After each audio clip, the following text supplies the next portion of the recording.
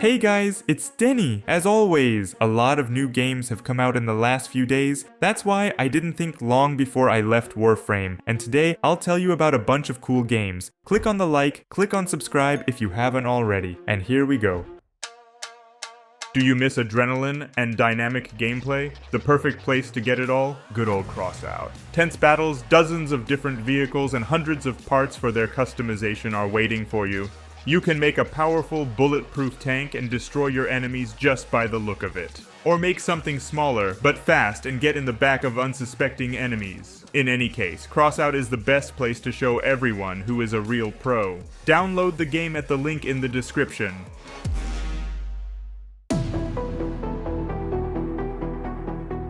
Let's start with bugs. Before you is a 3-person shooter in co-op where you are one of the soldiers who together with brothers were thrown to the superland to exterminate bugs. You are waiting for several different modes, somewhere you need to sneak past the bugs, somewhere to bring down all your anger on them, and somewhere you choose what to do. In this case, all that you find on the planet can be requisitioned. In other words, put in your pocket for further, already your own exploitation. Visual is good. Dynamics too, so it's definitely worth a look.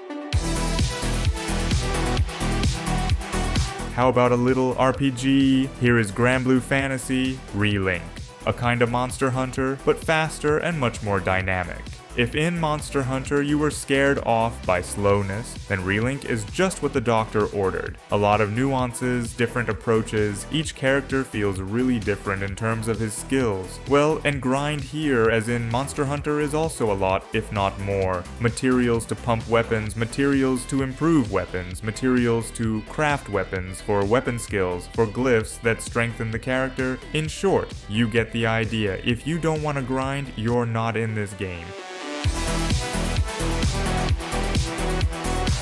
And this is Suicide Squad, from which I personally expected suicide as soon as it comes out, but he did not die. Oh, and overall, it's not as bad as expected. It feels like Sunset Overdrive on max with elements of Borderlands. The game features some of the best, if not the best, movement in games, especially when you've mastered this element in conjunction with shooting, which also feels great. Equipment in general is very well done. 8 slots. Each has 3 slots for improvements, which in turn have 3 to 4 sub-items of improvement. Thus, you can make just the most unique character build. And this I do not even mention the 3 branches of skill pumping each person, plus infinite pumping equipment, or skills for 0.1% in general or 0.5% on something specific after reaching level 30. In general, also grind, yes, in general is not bad. The only thing, the city seems a little empty.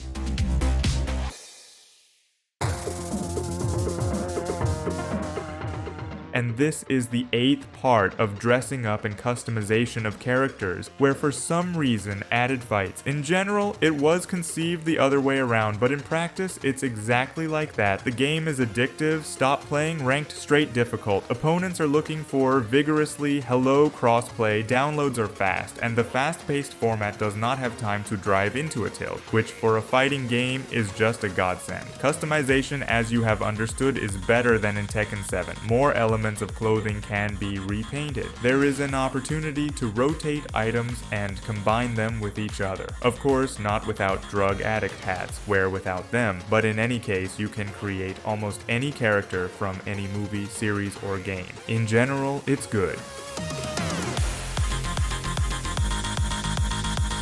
Enough of your eyes getting high from graphics, let's take something lighter and a bit simpler. This is Ancient Warfare 3. The game resembles an editor, where you can create your own small piece of the world and model battles of different eras. Units, weapons, and environment are very schematic. People are like in Minecraft, but they look cute, swing cold weapons, and hook themselves funny when they die. The game is still in early access. It has several modes, a bunch of weapons and armor from different eras, the ability to create your own battles and soldiers. The content is decent, but there are enough bugs, but all of them are not critical.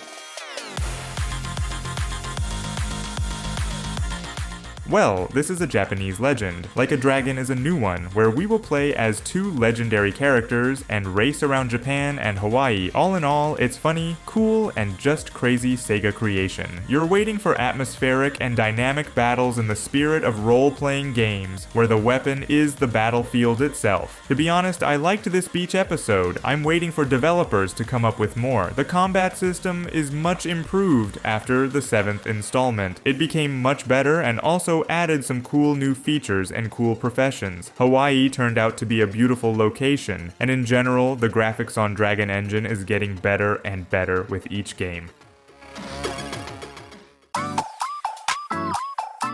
If you plan to kill time without going into details, you can create your own tribe here, who will eat bananas and enjoy life. It is true, while only Prologue and strongly develop, your tribe will not be able to, as a whole and in real life, but feel superiority building up the town you can. Visually beautiful, and most importantly, you are. In fact, the architect of the mythical city of El Dorado. It will be necessary to build sawmills, temples, residential houses, and other junk that people added, taxes paid, the state flourished, and you can fight, by the way. And you can also sacrifice someone to the gods, like a neighbor or something. That's the game of the year.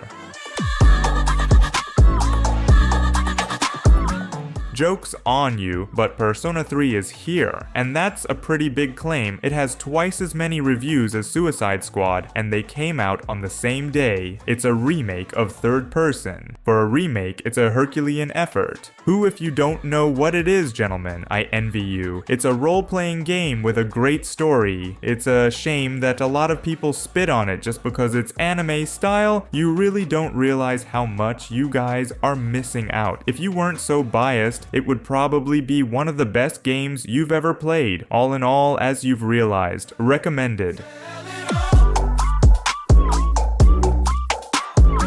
Let's take a break for a while, especially because there is a very leisurely game here, which unfortunately, for your brain, will make it work hard. You're a thief, and your next mission will take you to a giant, luxurious mansion. In it, you'll find a series of puzzle boxes designed for an unknown purpose. But your hands are itchy, your eyes are afraid, and your ass is looking for adventure, so naturally, you will open them. And what happens next? Well, you'll find out after 3 hours of gameplay. Yeah, it's a little short, but it's insanely beautiful, very similar to the Room series, with lush atmospheric graphics in dark colors. The puzzles are interesting, but not really challenging, so overall more enjoyment than Hemorrhoids.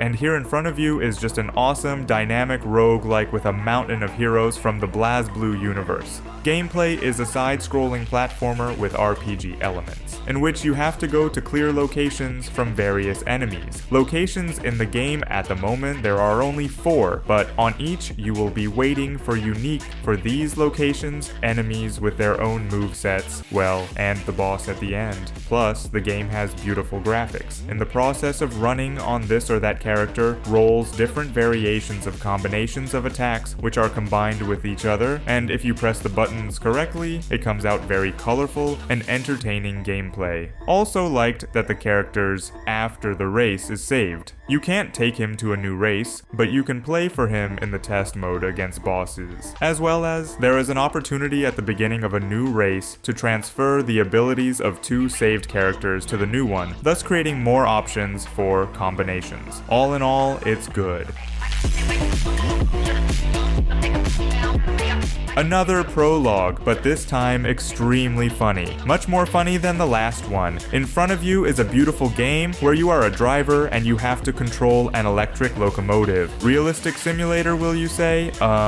Russian. Realistic simulator. What does that mean? Well, it means that there's a mountain of content waiting for you. Drink, steal a case of beer, blow up the train you're riding on, and try to start it for 3 hours before that. Shoot some baddies with Kalash, and a lot of other things. Train simulator, by the way. Quite realistic, so be prepared for that too.